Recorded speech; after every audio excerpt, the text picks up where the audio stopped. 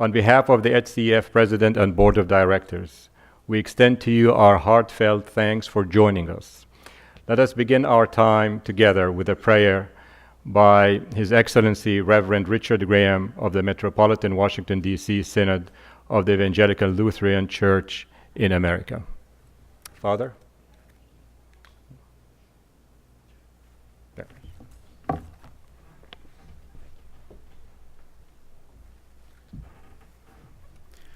Let us pray.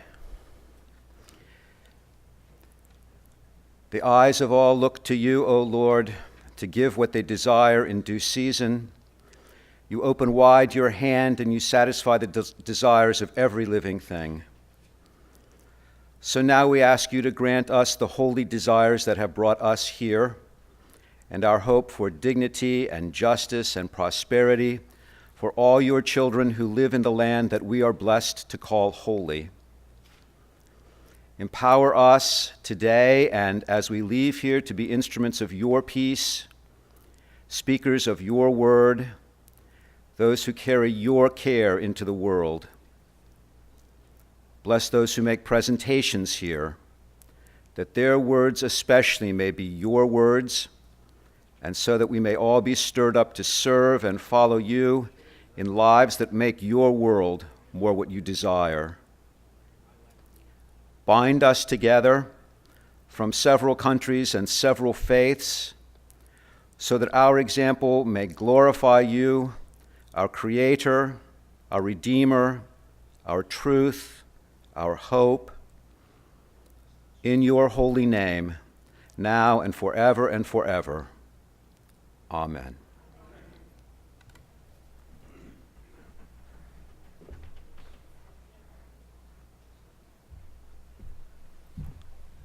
Thank you, Bishop Graham. Good morning. I am Saliba Sarsar, Secretary of the Board of the Holy Land Christian Ecumenical Foundation. Our theme today is One Humanity, Different Faiths, Walking Together to Restore Dignity, Justice, and Prosperity. This theme is important to consider as it highlights our collective responsibility and actions to restore what is in dire need in the Holy Land. On the subject of dignity, justice, and prosperity, the holy books speak loudly about them. On human dignity, Genesis states when we deal with each other, we should do so with a sense of awe that arises in the presence of something holy and sacred. For that is what human beings are. We are created in the image of God. In Matthew 7:12, it states, "So whatever you wish that others would do to you, do also to them, for this is the law and the prophets." And in Corinthians 3, we hear, "Now the Lord is the Spirit, and where the Spirit of the Lord is, there is freedom." In Surah Al-Isra in the Quran, it says, "Verily, we have honored the children of Adam. We carry them on the land and sea. We have made provision of good things for them, and have preferred them above those whom we created with a marked preferment." On the issue of justice, we read in Deuteronomy, "Justice and only justice you shall follow, that you may live and inherit the land that the Lord your God is giving you." Similarly, we feel justice in Amos, as it is written, "But let justice roll down like waters, and righteousness like an ever-flowing stream." On prosperity, the Psalms 128 instructs, "You shall eat the fruit of your hands, you shall be blessed, and it shall be well with you."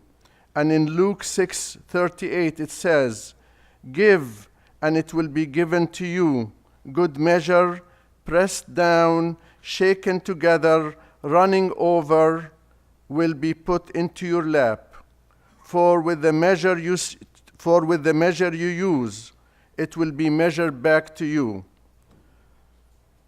Hence, working together to restore dignity, justice, and prosperity is what HCEF is all about. These are the values we wish to see in Palestine and the entire Holy Land. Now I ask Dr. Daniel to come forward again to introduce to you Sir Ratib Rabia.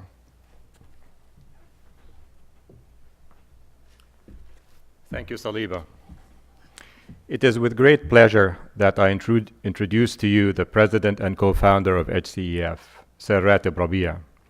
He is someone who has been a visionary and servant, leader in this collective effort. Ratib is a tireless advocate for human dignity and justice, for Palestine and Palestinians, and for the Christians of the Holy Land. As a descendant of a Palestinian family from Birzeit, Ratib is a board member of the Birzeit Society. He is also the vice president, treasurer, and co-founder of the Institute of Health Development and Research in Palestine. His numerous awards include the Faith and Tolerance Award from the Arab American Anti-Discrimination Committee. He is also a friend that I've known for over 25 years. Please join me in welcoming Ratib.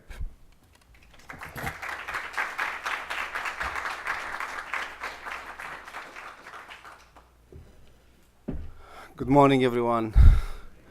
It is good to see old friends and new ones coming and to meet with all of you. Actually, it's good to see these young people up that early. I was wondering if they're going to show up or not. But it's good that you are here to learn something about what is happening in the Middle East, in the Holy Land, in Israel-Palestine conflict.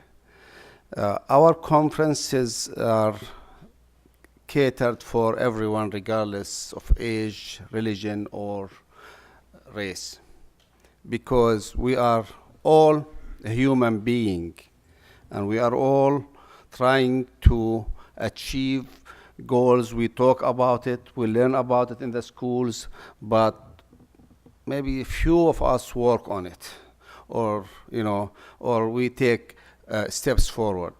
Yes, our organization is based on faith. And what does it mean? It means that we have to put our faith in action. Because here, yes, we prayed, that's fine, that's good, but a prayer by itself doesn't do that, because God doesn't want us to do just prayer, because He wants action. It's like always I say that joke because really explain the whole thing, where that guy every morning, maybe you heard it, that every morning he prayed to God that he will win the lottery. Every morning, God help me. God, I want to, whatever amount I can win, but I want to win. Every morning, God one day said, okay, I'm going to help you, but meet me halfway. Buy the ticket. And this is where I am saying here that we need to do something where we can God work with us, because I believe in that. I believe with HCEF for 15 years, always we had difficulties, but always we go forward. We don't go backward. And this is the challenges we have. And this is the challenges when we have challenges that we have crossed these challenges and move forward. We have at HCEF maybe here 4 or 5 employees, but we are blessed with a lot of volunteers around the country. And I ask you to do something about what's happening in the Middle East, because you are here because you want to learn something. Don't learn and just go back home, oh, it's good. No, I would like to see that you involve. HCEF is one of the vehicle to join us, but I'm sure during your coffee breaks, if we'll give you one, that you would be in a way that see other organizations, other executive directors, regional directors, presidents of other organizations. You can talk to them and join them in order to be all working together, because this is one of the things we have to do it, and especially for students. I'm sure there are going to be more coming as we come. We would like you to be more active in your colleges, not just to take sides. Don't take the sides of the Palestinians, because we are a Palestinian Christian organization working for peace and justice. Don't take the Israeli side. Take the side of peace and justice, because deep inside every one of us wants to have that to happen. And I'm here today to welcome you. We have the full day of activities. You'll hear about that. You're going to enjoy it, I assure you. And I would like you to see that, to see one of our people, to see how you can be involved in this area. Doesn't mean we relieve you if you're in other areas, because we have a programs suits everyone. I just, again, welcome and thank you for being with us, and God bless you all. Thank you.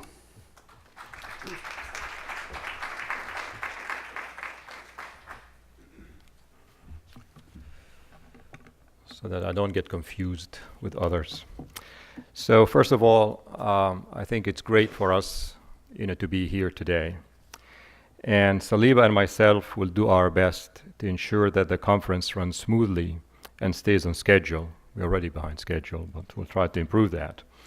And we'll be around to address any questions that you might have. Before we begin our program, with what is a truly outstanding group of speakers, I want to give you some general information about the conference and the facilities. All the conference sessions will be held here.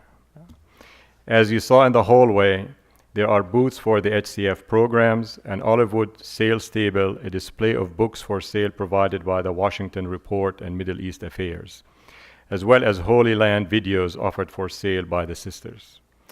Please be sure to stop by these booths during breaks and at lunchtime to learn how you can support one of the HCEF programs. Equally important, stop by if you are interested in becoming a volunteer for one of those groups. And with that, Saliba, do you want to continue?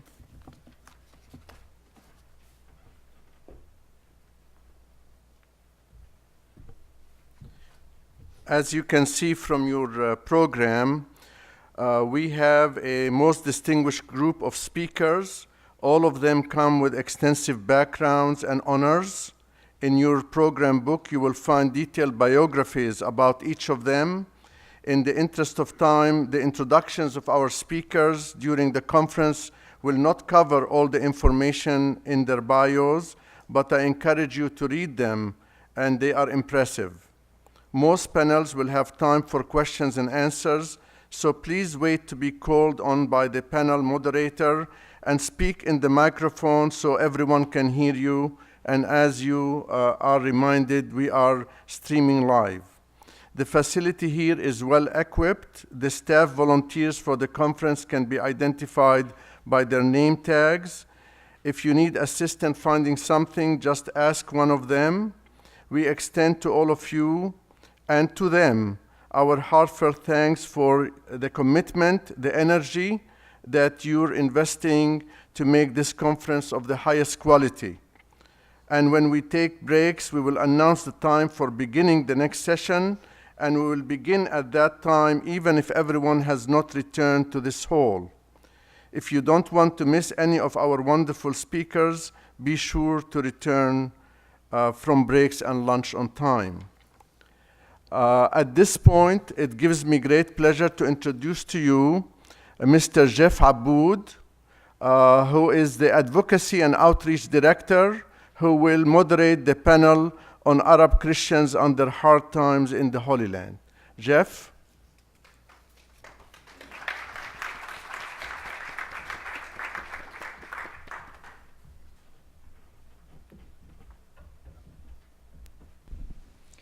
Good morning, everyone.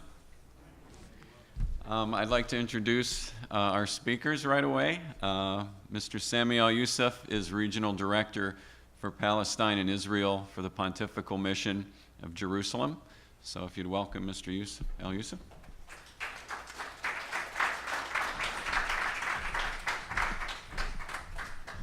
And joining him will be Father Michael McDonough. He is the International Advisor to the Latin Patriarchate of Jerusalem.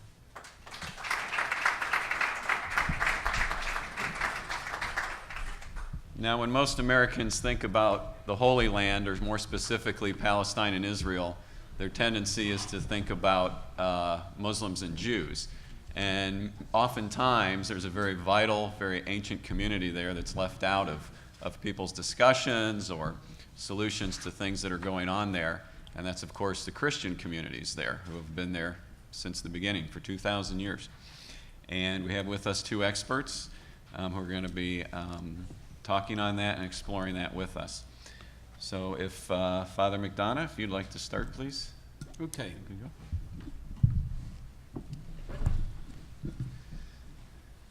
First of all, I'd like to absolve Rateb for ascribing to me the title of International Advisor to the Latin Patriarchate. Some days I think I don't know what I'm doing, but getting good at it.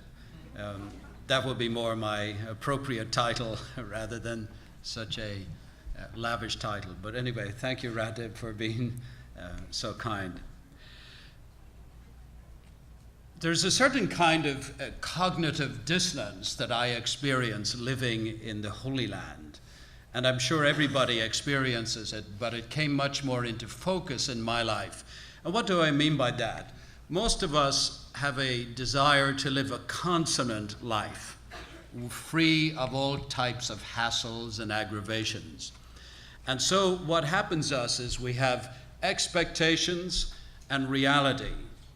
And when both of those are heightened, there is this dissonance, discord, there's this tension that generates all kinds of frustrations, anger, destructive behavior. And that's what I see very clearly in the Middle East. The reason behind this destructive behavior that's quite irrational is the tension between what people have as their expectations and what transpires as the reality. And when that's really a dissonant experience, you get all kinds of ill behavior and ill thought. Now, I'm not going to catalog the list of what's going wrong in the Middle East. You're very much aware of those type of things. We may hint at some of them. What I would look at is certainly some of the solutions, and many of them will be made known by the speakers, and Rateb is certainly a strong advocate of action. So you're not in any danger of losing what can be done. You will be constantly prodded and moved forward by people like Rateb to do things. However, a wonderful phrase that years ago, having left Ireland and didn't hear the phrase in Ireland, but heard it in America, was, you'll hear it and you know it, factoring something into the equation. You know, that type of verbiage. Well, what needs to be factored into the equation in the Middle East? From a priest's viewpoint, and I don't say this is the exclusive, but I believe we have an image of God that's this size. The infinite, majestic, powerful God who made heaven and earth and all that is in it, we tend to treat him like he's impotent. We've made God too small. We've believed in the lie that God is unable to do anything for us, and therefore it's 99% perspiration and 1% inspiration. It becomes, as Benjamin Franklin coined a phrase, God helps those who help themselves. Now, I've searched the Bible many times for that type of wisdom, and it doesn't exist. God helps those who trust him. Now, I lead you to Hebrews chapter 11, a marvelous statement on faith. And I was absolutely astounded by the particular phrase that I came across in Hebrews 11:33. Through faith, they conquered kingdoms, enforced justice, obtained promises, stopped the mouths of lions, quenched the power of fire, escaped the edge of the sword, were made strong out of weakness, became mighty in war, put foreign armies to flight. Now that's what I see lacking in me and in many of my brother priests. Where is that kind of faith in the solution to the Middle East crisis? Now, other speakers will address different areas, but it's something that I know as part of the priesthood that we priests must pick that up much more and much stronger. Faith in a mighty God is so important. Let me give you a practical example. In the Older Testament, and I refer to it as older because the term old tends to have a bit of a pejorative meaning or connotation. You know, what's old, we put it aside, clothes, people, whatever it is, systems. We get the newest. And our technological age is very much heightening that in us, that we're not very good at cherishing what was older. So I call it the Older and the Newer Testaments. In the Older Testament, there is an account of the people of God moving from Egypt into the termed Promised Land. And their sojourn was 40 years in the desert. Why?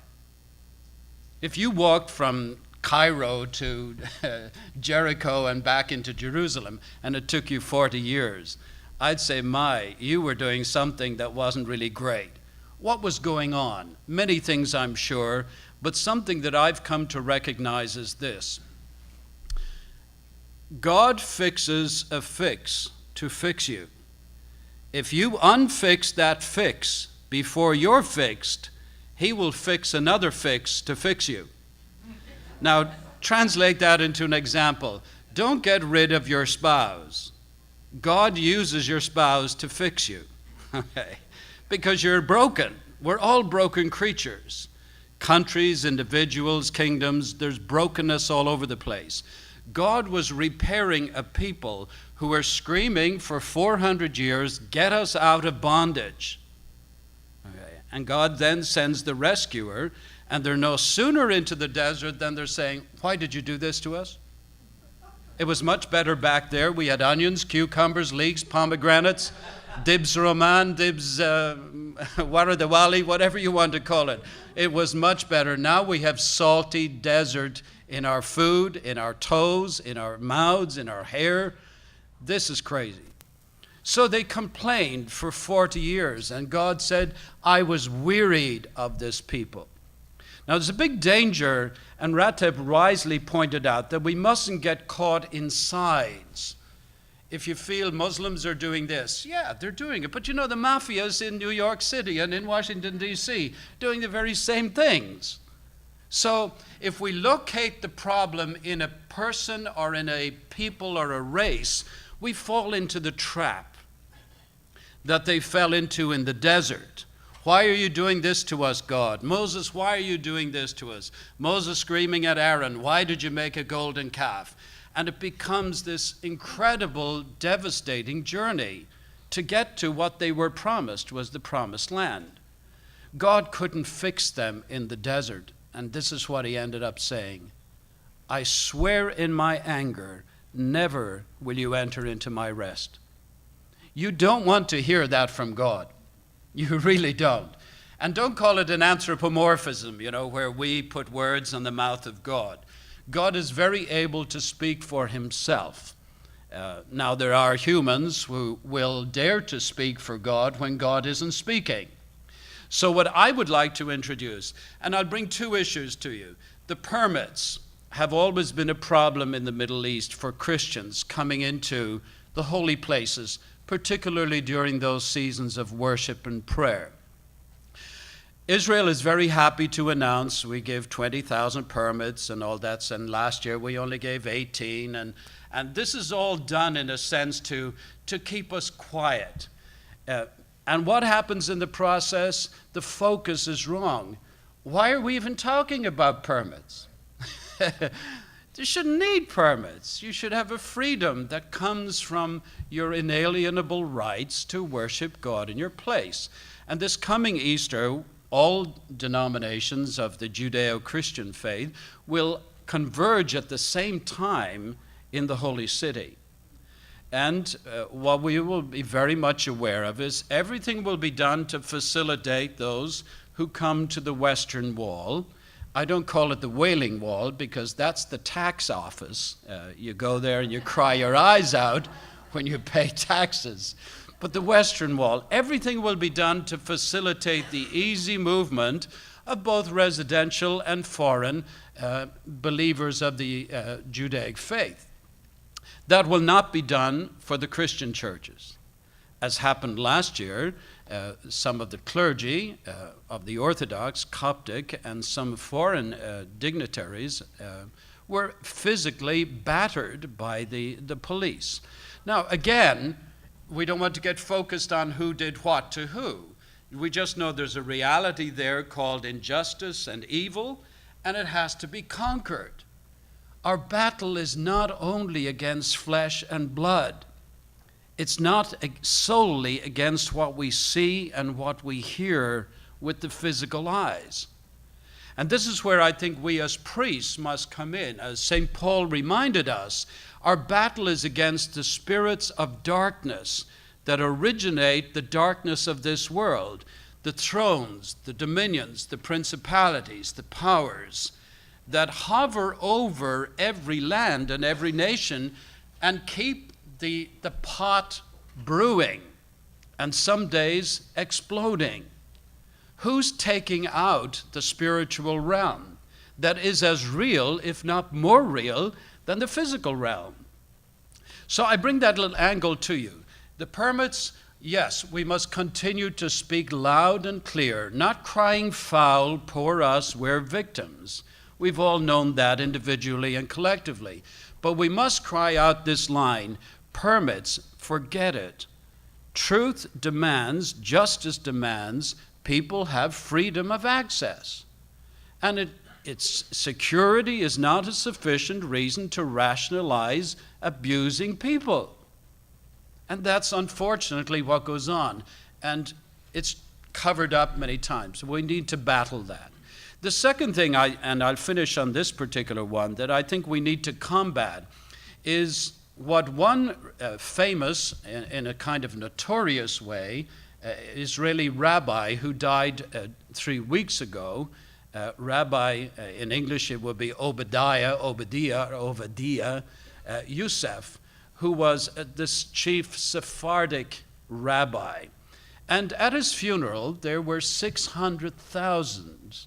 Now, died in the morning, buried in the evening, and if you can gather 600,000 people for a funeral in that short of time, you know there's something powerful going on.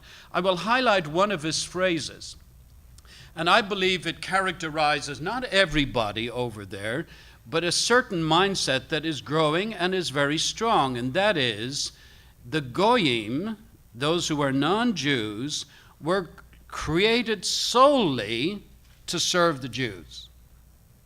We don't deserve any position in society. We're there to serve the chosen people. Now, that's not spoken by everybody, don't get me wrong, but it is taught very strongly, even though not publicly in the media, it is taught to a lot of the younger generation. So what I think we must look at is education. Not putting people down, because if you put a person down, you attack their personhood, you back them into a corner, and then dialogue becomes like a boxing ring.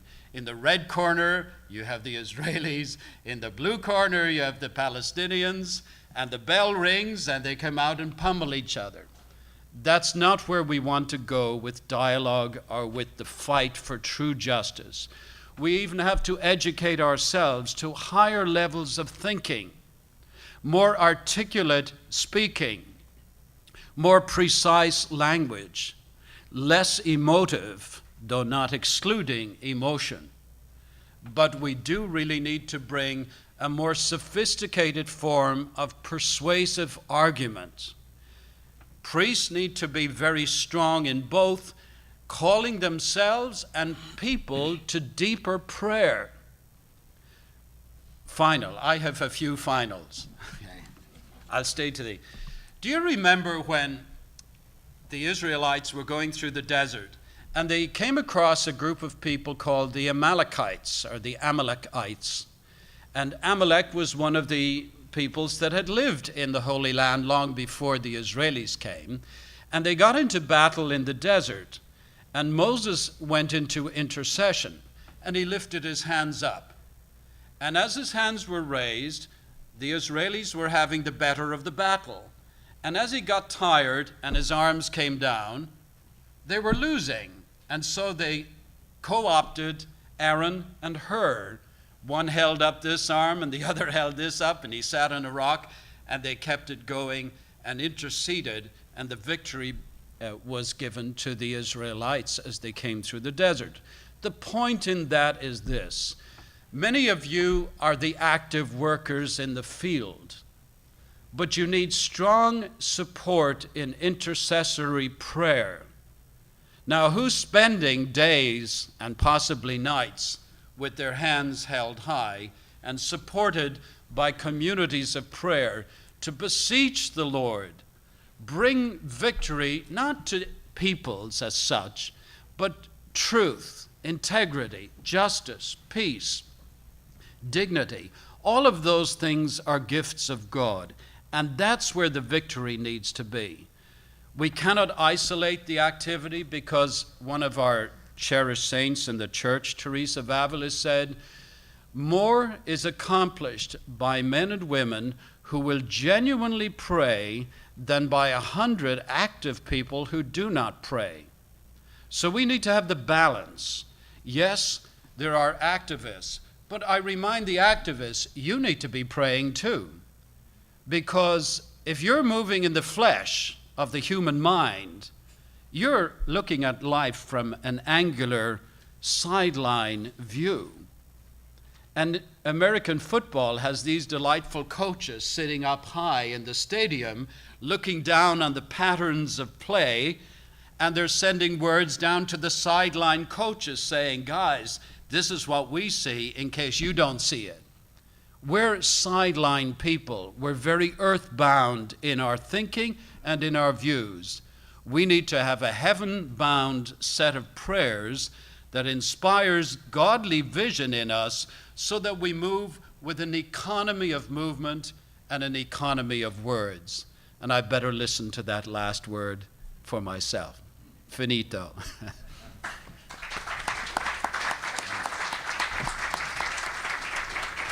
Thank you, Father.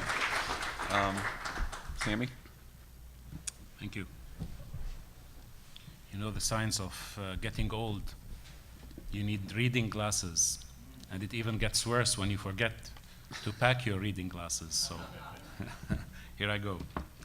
Ladies and gentlemen, I must start by saying that given the challenges faced by Christians in many countries of the Middle East, particularly in Syria and Egypt, among others, our situation in the Holy Land, especially as we focus on the title of this panel, Arab Christians Under Hard Times in the Holy Land, does not seem so bad at first glance. After all, there is no war or intifada or major crisis, and thus, for all practical purposes, we seem to be doing well for now. However, the history books are rich of the upheaval that has become a way of life in the Holy Land. In many ways, we live in a perpetual and chronic roller coaster ride, with the highs and lows. Between wars and intifadas and crises, we get a little bit of rest, some short-term peace and tranquility, even some limited economic development. And then guess what? The cycle kicks in again, and we find ourselves in a new low that seems worse than anything we have witnessed before. On the one hand, we as indigenous Christians have a lot to be proud of, given our many contributions to Palestinian society over our long and loving history. And I will have more to say about that in the second panel, which I'm also privileged to be on. Thus, I will focus on some of the challenges that we face living in the Holy Land, which for many of us is also very rewarding. I will summarize such challenges in a few points, breaking them down into 4 geographical areas, because each area really is very distinctly different than the other. 3 of those areas, geographic areas, are in Palestine, and the last moving to Israel. Starting with the first geographical area on the West Bank. As you know, the Fatah-dominated government governing the West Bank is very supportive of Christians and the Christian presence in the Holy Land. In particular, there are assurances of participation at the various levels of the government to ensure that Christian voices are heard, and they are an integral part of Palestinian society. Thus, we have assured participation in the local government, with 10 local mayoral posts and majority rule in village councils reserved for Christians, regardless of what percentage Christians remain in those locations. As well as participation in the Legislative Council, this is mandated by law, and no less than 2 seats in most Palestinian governments formed since 1994. In addition, there are always calls by various political and religious leaders to preserve the Christian presence in the Holy Land. And I think those of you who were at the banquet last night heard Prime Minister Fayyad very eloquently speak about the unnatural process of the Christians leaving the Holy Land. And you also heard the Imam Hindi speaking about a secular Palestine rather than an Islamic Palestine. However, the problem is not at this political and religious level. The problem really is on the street level. What are the imams saying in some of the mosques, basically in refugee camps and in small villages and towns? And thus you see more and more polarization between Christians and Muslims and a receding level of interaction compared to just a few years ago. Political Islam is certainly taking its toll, with less and less tolerance to the Christian presence and more affiliation with Christians as part of the West, rather than equal citizens with equal rights and responsibilities. One finds more and more segregation rather than integration between Christians and Muslims. However, having said that, life for Christians in the West Bank, in particular, this first geographical location, is probably the best ranked among the various geographical locations, despite the continuing brutal occupation and the endless associated restrictions that come with it. Palestinians continue to live under occupation, which changes on a daily basis and impedes upon daily life. Christians face limited access to holy places, and Father mentioned the permit system, which are restricted only during the Christian holidays. Moving on to the second geographical location, which is the Gaza Strip. Since Hamas took over the Gaza Strip in the year 2007, it has become a very fundamental Islamic authority, making life for Christians and Christian institutions very uncomfortable, to say the least. Immigration of Christians continues, and their number in Gaza hovers around 2,000 amongst a population that is pushing 1.8 million, so a very tiny, small minority. New laws are introduced every day to ensure that Islamic Sharia law is imposed on all, which not only makes it difficult for Christians, but also for moderate and liberal-minded Muslims as well. One example is the new education law recently enacted that calls on all schools to be segregated by gender, which will have a tremendous impact on Christian schools, since all of them are co-educational and offer a superior liberal arts education. If Hamas has its way, then all of Palestinian society loses, since the majority of the students at Christian schools are Muslim. Thus, life for the average Christian living in Gaza is very challenging, to say the least, since these internal difficulties are exacerbated by the continuing Israeli and now Egyptian blockade that have turned Gaza into the biggest open-air prison in the world. Going to East Jerusalem as a distinctly different geographical area. The third geographical area is very unique in many ways. Palestinians consider it part of the land occupied in 1967 and the capital of the future state of Palestine. Israel annexed East Jerusalem after its occupation in 1967 and considers it part of its undivided capital. Since 1967, Israel has been moving consistently to absorb East Jerusalem's Palestinian population and assimilate it within the Israeli system, granting residency, relative freedom of movement, and includes them in Israel's social and healthcare system. Israel also provides generous government subsidies to various institutions working in education, healthcare, and social services, making them very dependent on these subsidies. Now, we are entering into a new phase whereby Israel will impose new policies, such as requiring Palestinian schools to change from the Palestinian curriculum to an Israeli-approved curricula, or risk losing the government subsidies. This certainly will have a negative impact not only on schools, but also on the many Christian institutions, as they have been conned into the Israeli system. This was naturally possible due to the negligence of the Palestinian Authority in keeping Jerusalem as a priority, despite all the positive rhetoric that we hear. One of the most critical problems facing the youth in particular is the proximity of the east side to the west side and the availability of many menial jobs at minimum wage, which, by the way, is very attractive for a 16-year-old that could possibly be making $1,200, which is the minimum wage in Israel, per month. This has led many youth to drop their last few years of education to join the workforce, only to find themselves out of a job within the first 12 months and before they become entitled to long-term benefits. They eventually lose out on an education as well as on decent work opportunities. Thus, you have a whole new generation of youth that are totally lost and not so sure where their affiliations are. Many of these youth are Christian, since over 50% of the Christians live in the old city of Jerusalem, with its close proximity to the West Bank, to the west side, West Jerusalem. Christians and Muslims face other policies under occupation, including denial of residency, house demolitions, and confiscation of land, including restricting expansion of Palestinian neighborhoods in East Jerusalem, and poor and neglected government-run social, educational, and healthcare services in East Jerusalem. Palestinian East Jerusalemites suffer from high unemployment and poverty rates, which are the highest as far as the state of Israel is concerned. Going to the fourth and last geographical location, which makes up the Holy Land, basically in Israel proper.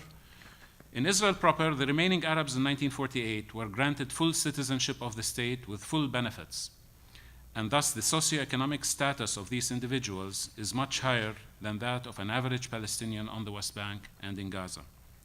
Additionally, Christian institutions in Israel working in education, healthcare, and social services receive generous subsidies from the government, which cover most of their operating costs, if not all. The challenge for these institutions comes with capital development projects, equipment needs, and the like. In many instances, these institutions are subjected to various inspections by the relevant government ministries, and huge investments are needed to ensure that they meet standards and keep licensed. Otherwise, they risk being shut down. The government does not provide any support beyond operating cost support. This is the dilemma that they find themselves in. As far as Christians in Israel, they are a minority within a minority, although I have to be careful about using the term minority. I know a lot of people do not like to term Christians as being a minority. However, my reference here is to numbers. With all the pressures that come with being a minority.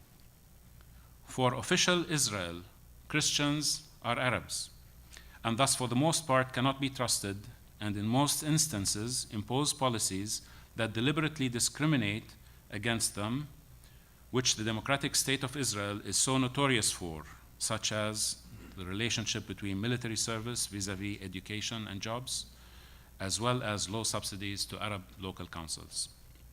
As far as Israelis are concerned, there is no difference between a Christian and a Muslim. This is official Israel I'm talking about.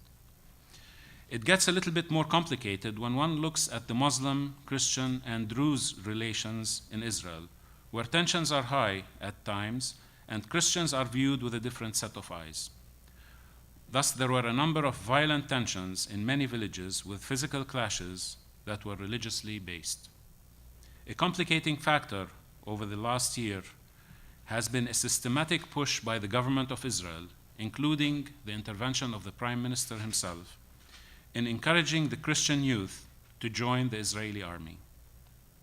These moves are certainly a continuation of the divide and conquer mentality and an attempt to capitalize on the serious identity crisis faced by many Christian youth as they try to make sense of their complex identity, which in many ways includes Israeli, Palestinian, Arab, and Christian. Finally, it should be pointed out that various Christian institutions have been vandalized in the past year by right-wing Jewish extremists, which has left many with very bad feelings, especially that in most instances, the perpetrators are never caught or brought to justice. Having given this brief synopsis about each of the 4 distinctly different regions that make up our Holy Land, allow me to highlight some of the Christian contributions. According to a study conducted by DR Consortium in Bethlehem, a full 45% of the NGO sector in Palestine working in education, healthcare, and social services belongs to the various churches. In many ways, the churches end up doing the work of governments. These contributions cannot be underestimated.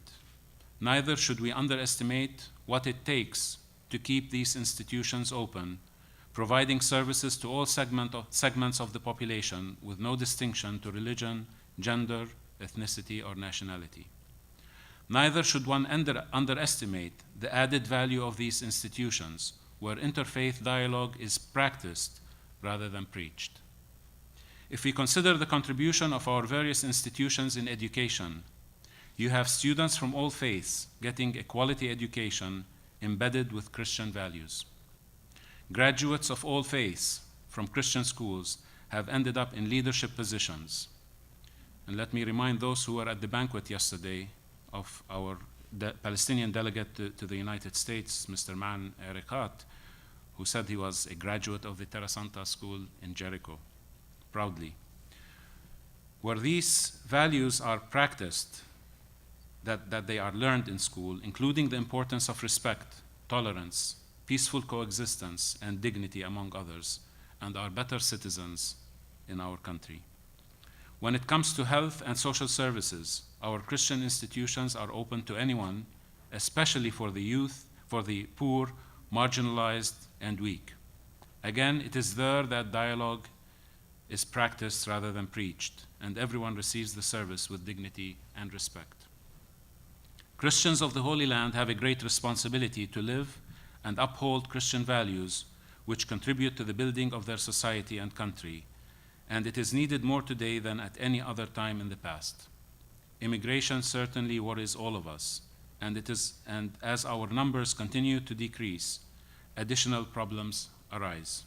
However, we must continue to learn how to adapt to the new realities and believe that what we do makes a difference, even if it is in the life of one person at a time. I firmly believe that if we are to maintain a healthy Christian presence in the Holy Land, we must support the various institutions of the Church working in education, healthcare, and social services, and ensure not only that they survive, but help them grow as well. It is through these institutions that we find our identity and confirm who we are and why we are there. I cannot envision the Holy Land without its Christian institutions. Churches and holy sites are wonderful, and we need them for the spiritual dimension. But our institutions represent today's Christian community and how Christians of the Holy Land translate their spirituality into reality according to the teachings of Christ. The Holy Land, after all, will not be the same without its indigenous Christians and without its Christian institutions. Thank you.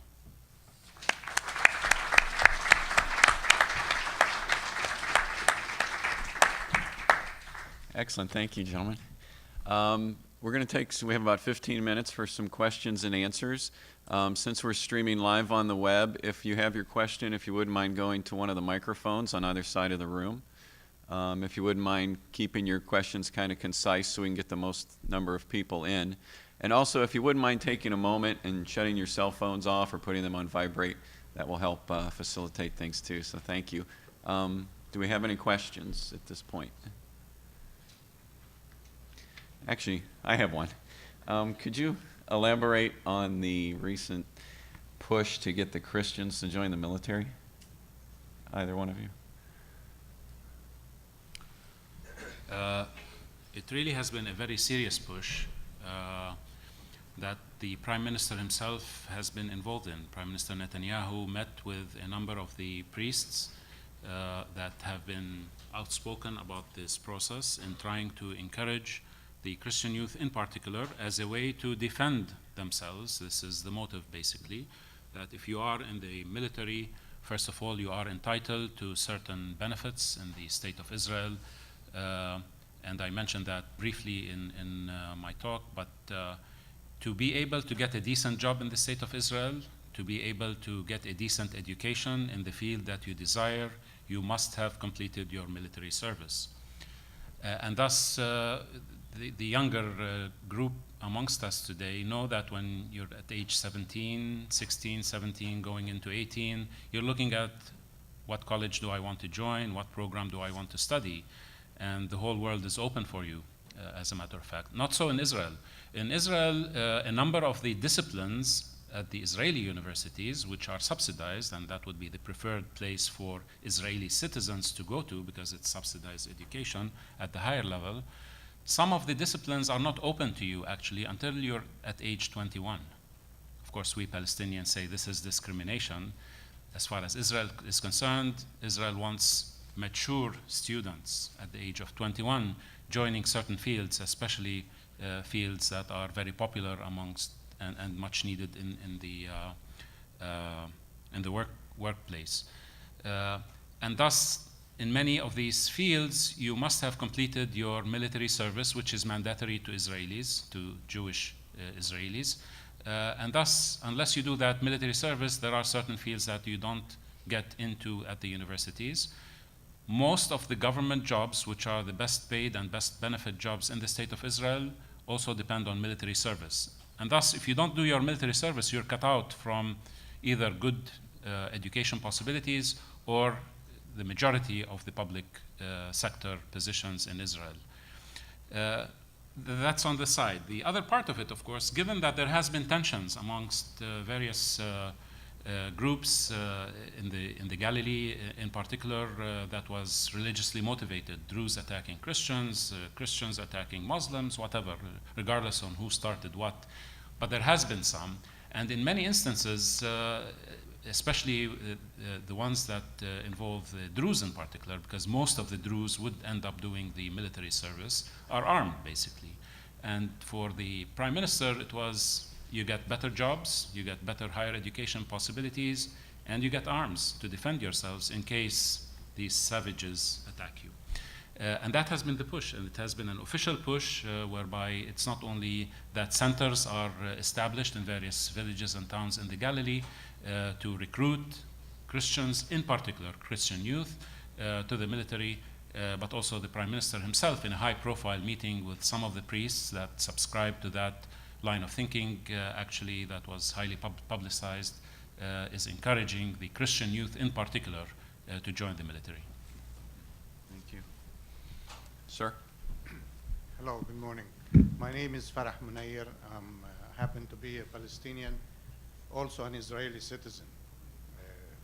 Some of those who left behind in 1948. Just a remark for you, Mr. Aboud. The Christians haven't been there for 2,000 years. As a people, we have been there before Jesus Christ.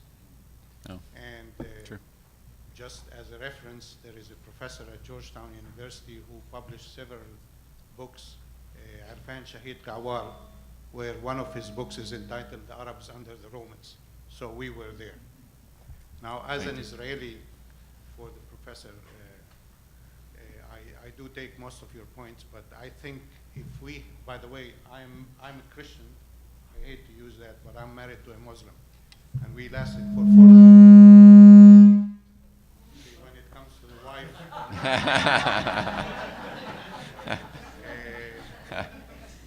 the fact that the relations between the Druze, the Muslims, and the Christian is as it is inside is due to the fact that we, as Arabs, were never brought up as on a nationalist basis. If we were, that wouldn't be the case.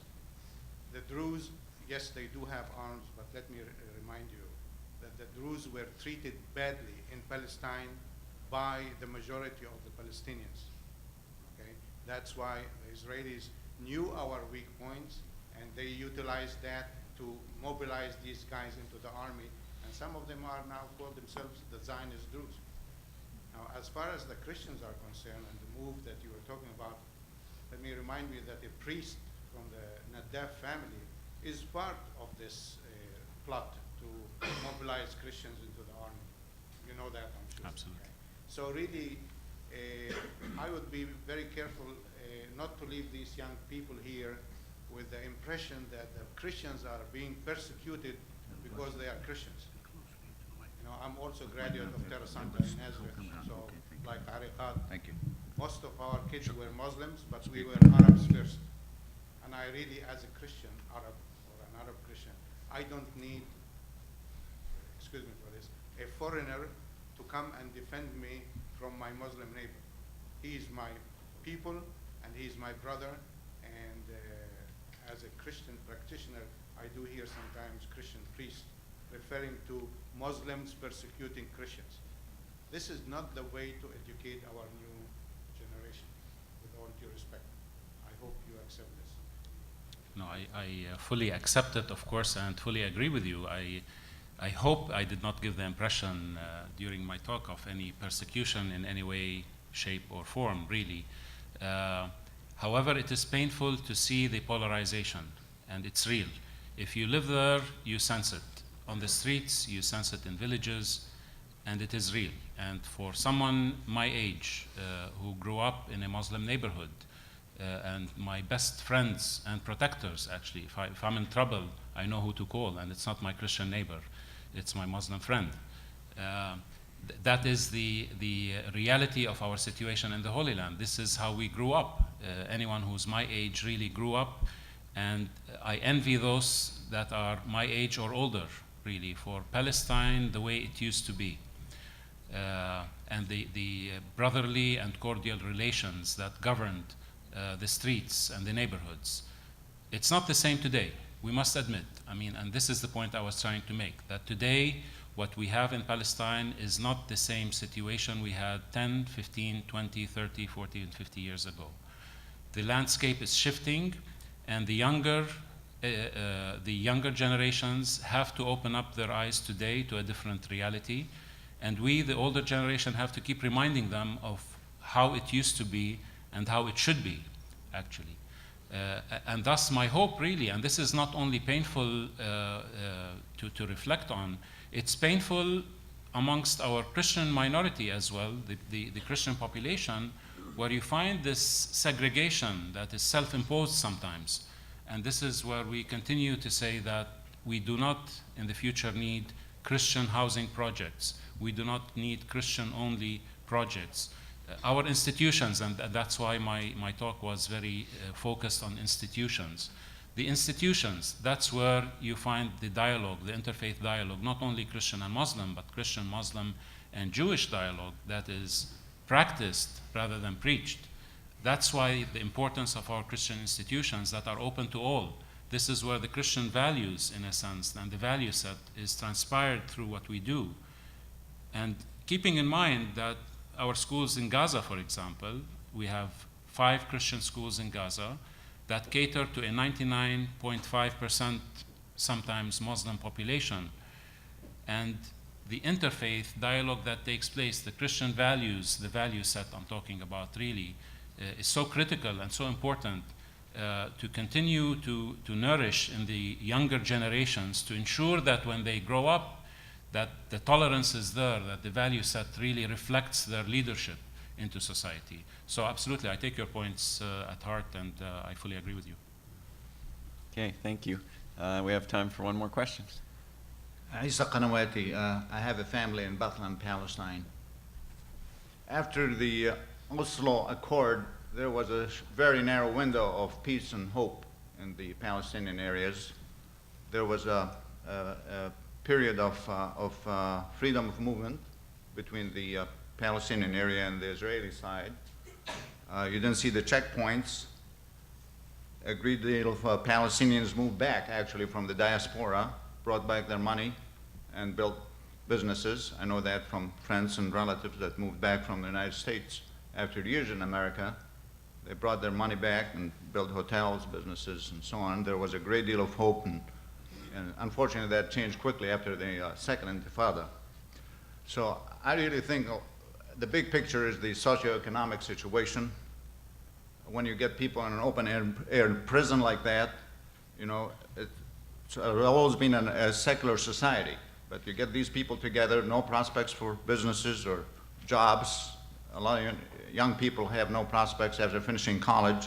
You're going to have this tension. I mean, be it in the Palestinian area, you see it in American inner cities. Absence of a political solution to the problem. You get the checkpoints. Bethlehem and surrounding villages look like people are caged in 5-by-5 mile radius. I mean, of course, people turn against each other. You know, what are you going to do? I mean, staring at each other every day, you start looking at your differences, and so on. So, unfortunately, absence of a political solution, open the borders, have economic opportunities, we're going to have more and more of these problems you just mentioned. Thank you. Thank you. Okay. I guess that's what we have time for, so thank you, and thank you, gentlemen.